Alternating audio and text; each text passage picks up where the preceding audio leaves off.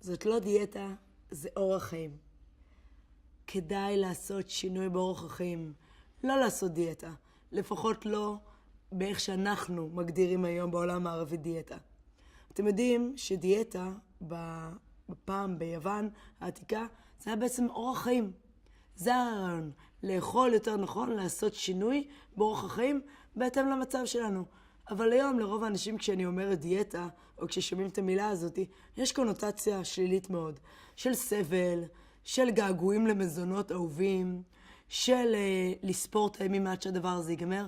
ממש ממש לא.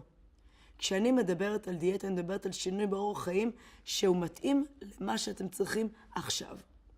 אם אנחנו בהיריון, אנחנו צריכים דיאטה שמתאימה לנשים בהיריון. אם אני מניקה, אני צריכה דיאטה לנשים מניקות. אם אני ספורטאית, אז דיאטה לספורטאים. אם אני צמחונית, אז דיאטה צמחונית. אם בדיוק עשיתי בדיקות דם וקיבלתי תוצאות שמראות על כולסטרול גבוה או סוכר גבוה, אז דיאטה להורדת כולסטרול או דיאטה להורדת סוכר. זה הרעיון. לא דיאטת כסח, לא שינוי תזונתי שיגרום לכם לעוגמת נפש, אלא משהו שכיף לחיות איתו וקל לחיות איתו.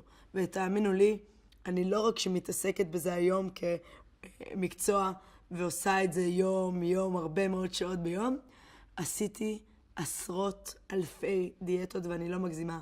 התחלתי את המשחק שלי עם עולם הדיאטות כבר בגיל 15, שזה לפחות בתקופה שלי היה מאוד מאוד מוקדם.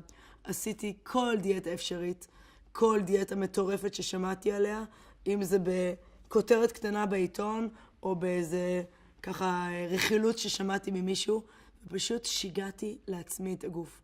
הגוף שלי אמר, די, אני לא יכול יותר, אני צריך אוכל, לא אוויר. זה לא בסדר לאכול 500 קלוריות, הגוף שלנו לא צריך לאכול 500 קלוריות. זה גם לא בסדר לאכול 1,000 או 1,500 קלוריות ולקחת ממנו חומרים שהוא צריך. למשל דיאטת אטקינס, דיאטה שמורידה את כל הפחמות מהגוף. היא לא נכונה לנו כבני אדם, אנחנו זקוקים לפחממות.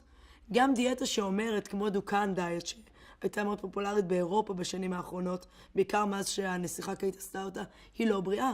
לאכול יום רק חלבון בלי טיפת ירקות ויום רק חלבון וירקות, לאורך חודשים רבים זה מסוכן.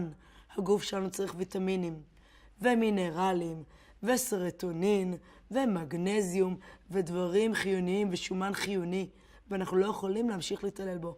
אנחנו יכולים עוד ועוד ועוד, אבל זה יגבה את המחיר. מה המחיר אתם שואלים? קודם כל, חילוף חומרים ירוד. אני יכולה להגיד לכם שבתור ניצולת דיאטות, היום החילוף חומרים שלי הוא לא כמו שיכול להיות אם הייתי בת 35 ולא עם עבר נוראי של דיאטות. היום כדי לרד במשקל אני צריכה נורא להתאמץ, ואני יודעת בבטחה שזה לא היה קורה לי אחרת. אל תהרסו לעצמכם את הגוף, זה הדבר הכי חשוב.